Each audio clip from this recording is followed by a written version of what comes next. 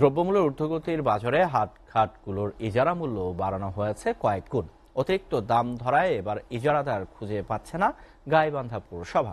কাঙ্ক্ষিত গ্রাহক না থাকায় এখন খাস কালেকশন করছে পৌরসভা। তবে এই খাস কালেকশন নিয়েও রয়েছে নয়ছয়ের অভিযোগ। গাইবান্ধা থেকে কায়সার প্লাবনের প্রতিবেদন। গাইবান্ধা পৌরসভার আওতায় বাজার ও বাস টার্মিনাল মিলিয়ে রয়েছে 15টি স্পট, যা প্রতি বছরের ন্যায় এবারও ইজারা দিতে পত্রিকায় বিজ্ঞপ্তি দেয়া হয়েছে। তবে দুটি হাটে কাঙ্ক্ষিত মূল্য ইজারাদার পেলেও বাকিগুলোতে সরকার নির্ধারিত মূল্যের পাওয়া যায়নি কোনো ইজারাদার। অতিরিক্ত দাম হওয়ায় বিজ্ঞপ্তি দিয়েও কাঙ্ক্ষিত ইজারাদার পাওয়া যায়নি। এই এসে নেয় 100, ওই নিয়ে 50, এই এসে নেয় 20।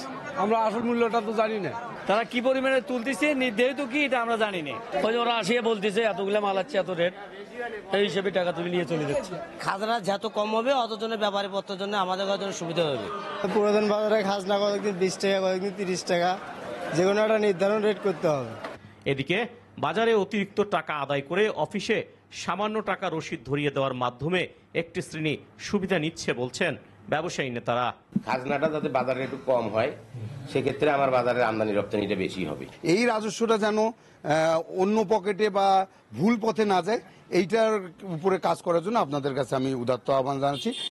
এদিকে বিষয়টি সত্যতা স্বীকার করে ঊর্ধ্বতন কর্তৃপক্ষকে চিঠি দিয়ে অভিহিত করার কথা জানান পৌরসভার এই কর্মকর্তা।